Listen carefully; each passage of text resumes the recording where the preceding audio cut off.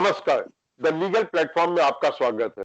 5 अगस्त को अयोध्या में राम मंदिर का शिलान्यास होने जा रहा है, जिसमें प्रधानमंत्री जिसको अटेंड करेंगे और उनके हाथ से ही शिलान्यास होगा। प्रधानमंत्री के अयोध्या जाने को लेकर कई सारे सवाल उठ रहे हैं, कई सारे विवाद खड़े हो रहे हैं। तो इस सारे मुद्दे पर बातचीत करने के लिए आज हमारे साथ है गुवाहाटी हाईकोर्ट के पूर्व एक्टिंग चीफ जस्टिस और कर्नाटका हाईकोर्ट के पूर्व acting chief justice justice Sridhar Rao ji. Sridhar Rao ji, आपका द लीगल प्लेटफॉर्म में बहुत बहुत स्वागत है।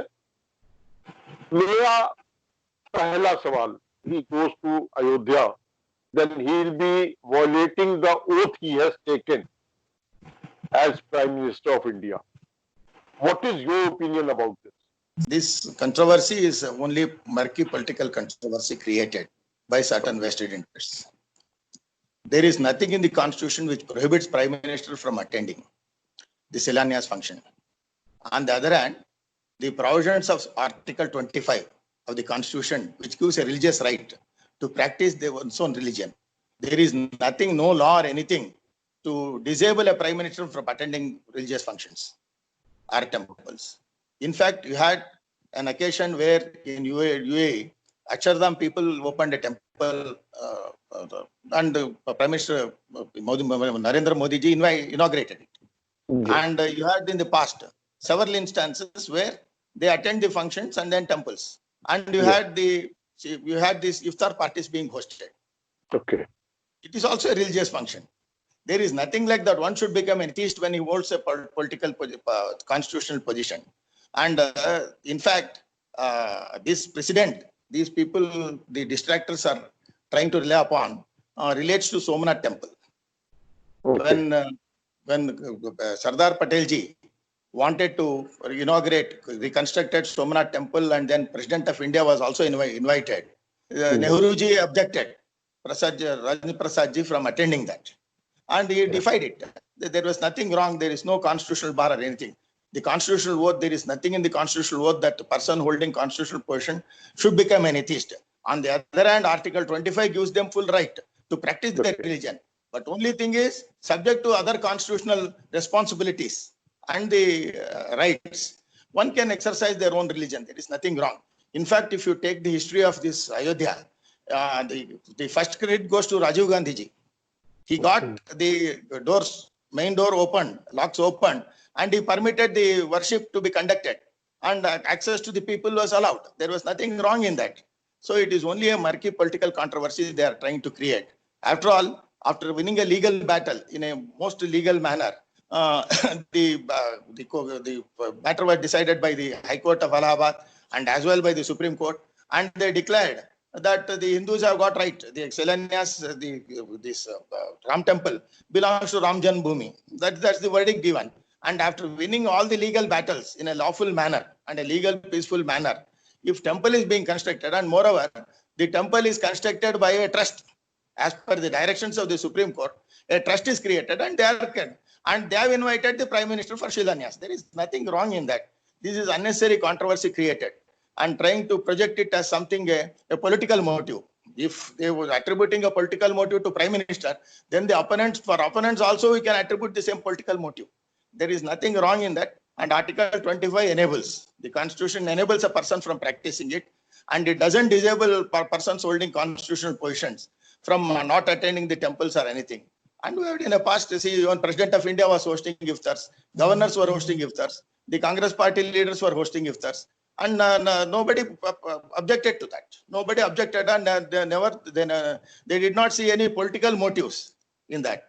Now to see a political motive in that is abhorring, and it is not good for the country. And people should gracefully accept the verdict of the Supreme Court, and they should allow things to happen in the natural course. Okay. So there are two questions now arise. One, you mentioned Somnath temple, but the basic thing is the difference between the Somnath temple incident and this Ram Janmabhoomi thing. That Somnath temple, there was nothing in the court, but here the case went on for almost more than 100 years, and it was even in Supreme Court judgment. The Supreme Court mentioned the Hindu side and the Muslim side. Normally it is appellant and respondent. So that way it gives a mindset that okay, it is Hindu thing and the Muslim thing, and then Modi going there as Prime Minister. He has been invited by the trust, but he is going there as a Prime Minister, not as in individual capacity. So don't you think that that raises a question? No question. Trying to make a distinction between individual capacity and the official capacity is a deceptive, illusory distinction. When a person holds a constitution as a prime minister, individually also he has to behave as a prime minister, and the constitutionally also is the prime minister. To make a distinction that it differs from Somanath incident is also not correct. I think Somanath was also a very controversial thing. And Pandit Nehru wanted the renovation not to be inaugurated by the president, and also he dissuaded Patelji from doing that because of the historical background. The concept of perceptions are that, and historically there is material that the invaders, the Muslim invaders came and they destroyed the Somnath temple and looted. And here also there is a perception that it was demolished, temple was demolished. And then it was constructed by, mosque was constructed by Mir Baki, the general, the military general of Babur. And even in the latest archaeological excavations, it has proved that there are idols, and the existence of a temple is proved by the archaeological evidence. Even before Shilanyas, when excavations were made, the idols have been found. Therefore, Yes. there is nothing wrong. Attending a function, the Prime Minister does not, he should not dissociate. If that is so, then it may be communists, they may not attend temples. If other Muslim leaders, they are attending their mosque, they are attending this namaz and other things, madrasas, the dargahs and all that. So it does not mean that it is not correct on the part of the people to criticize Prime Minister from attending the Shilanyas function. Okay. Acha, sir, how do you define secularism as given in the constitution? Because in SI Bombay case also, the Supreme Court said that secularism is a basic feature of the constitution. So how do you define secularism vis-a-vis this incident? Sir, in my opinion, insertion of secularism is a most superfluous act done. Because in the constitutional debates, you find when this was proposed, secularism, inclusion of secularism was debated. Dr. Ambedkar, he totally opposed it. He said Article 14 is all comprehensive, to include everything, because equality of law and equal treatment of law, equality before law and equal treatment of law, in his all the elements, all the comprehensively enters all the concepts of secularism. So therefore, the adding secularism is something, and I believe India is not secular unless Sharia is abolished. A large section of people, they are governed by Sharia, and Article 14 virtually doesn't permit. If you look at this Sharia from the lens of Article 14, it is most abhorring, and that should be abolished. And to say that to give confidence to minorities and all, and to keep Sharia in operation is something goes against the tenets of secularism. And India to become secular, you must have equal laws to every citizen, equal treatment of law and equal laws to every. Unless that is done, I don't consider that is a secularism. Only imposing secularism on a majority community and minority community to thrive on their personal laws, which are in conflict with the constitutional tenets and principle spirit. I think this is not a correct way of understanding things. But when the secularism word was included in the 1976 by 42nd Amendment of the Constitution, before that also there was no word secularism. But the spirit of the Constitution was secularism, secular country. The specific word was not there. So don't you think that the government, later government, all government, whether it is Congress, BJP or any other government, they were playing with this word secular for their own benefit in a way? No, sir. The tenets of secularism was already engraved in the provisions of the Constitution. You must read Article 14 in conjunction with Article 25, 26, the minority rights and the religious rights. So there is equal treatment to everyone. The question of secularism does not mean that Indian secularism is only an appeasement. It is a principle of appeasement that is being carried on. If you want to be really secular, you have to treat everything in equal manner. And to discriminate people on grounds, religious grounds, and to treat them and to appease them, I don't think it is a secularism and it's not good for the country.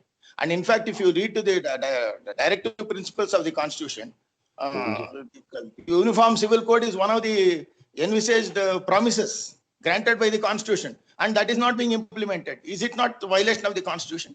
The secularists, when they speak about these things, are they not talking against the Constitution? So, there's one more thing. Like some time back, there was a demand by a certain group that word secular should be removed from the preamble of the Constitution, as it was added in the Constitution by an amendment. It should be removed from the Constitution by an amendment. What is your opinion about this? No, sir. The concept of secularism means religious is dissociated from political administration. Yes. That is the basic idea of secularism. Yes. Here in our country, the state does not discourage the religion. Rather, it works in tandem with the religion so as to create social harmony amongst the people of the country. That is the understanding of secularism we have understood. That is the definition of secularism we have accepted, and that is being followed. Therefore, and in these circumstances, secularism does not come in the way at all. When a person, Prime Minister, is entitled under Article 25, where is the question of defense of secularism? No, but the question which is being raised, that it is for one community or one religion. It is not equal, like for secularism of the Constitution says the government will not have any religion. It will support all religion. That is the spirit of the Constitution. So, but the actions which are being taken, this is alleged, that the actions which are being taken or which are being taken as are basically showing that allegiance towards one community or one religion. Sir, let me tell you, attending this alliance function, how it is conflict with the other religious practices and how it condemns or discourages. Tell me how it is discouraged. The other minorities have got their right to practice their religion. They are not prevented. When a Prime Minister is Hindu, after all, if you look at the political motives, the BJP stood for construction of Ram Temple. And that was their political election manifesto, and all the manifestos, they have declared that construction in a lawful manner, and having won the battle in a lawful manner and constructing, and the leader of that political party attending, how do you attribute religious motives and then say that it is unsecular and all that? And in fact, people who talk that it is not secular, they are ignorant of the Constitution.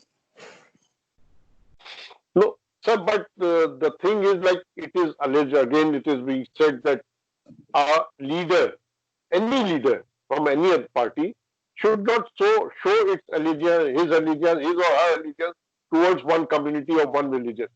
That is the basic thing where conflict arises or the controversy arises. Sir, during elections, you have seen so many political leaders attending temples and addressing religious leaders and all that, meeting religious leaders. How do you say that? See, we are hypocritic. At one time, at one stage, we were dividing the country on the basis of caste, religion, and other things. And at the same time, we talk of secularism. Where is secularism? Yes. Dividing the country on the basis of caste and religion. And at the time of election, they exploit these religious and caste sentiments. Where is the question of secularism here now? We are hypocritic. So that is a very bold statement by you that we are hypocritic. We say something and we do something else. Very true, sir. Very true. Okay. We are not very secular. Yes. So India is not secular. In my view, India is not secular unless you have equal laws to every citizen and equal treatment of law for every citizen. You can't say it is India is secular. Achha, sir, one last question. If, like, PM has been invited for the Shilanyas thing, and he is going to Ayodhya, or whether he'll be attending to online thing, it's a different thing, but he'll be attending the whole thing. There's another question being raised that if suppose tomorrow the Muslim party or Muslim group, they start constructing the mosque, the land allotted to them by 5-acre land allotted by the Supreme Court of India, and they invite Prime Minister to their function. Should he go there or No, should sir, he it not? is impossible. It is This impossible. is a hypothetical question. No, no, you are postulating impossible.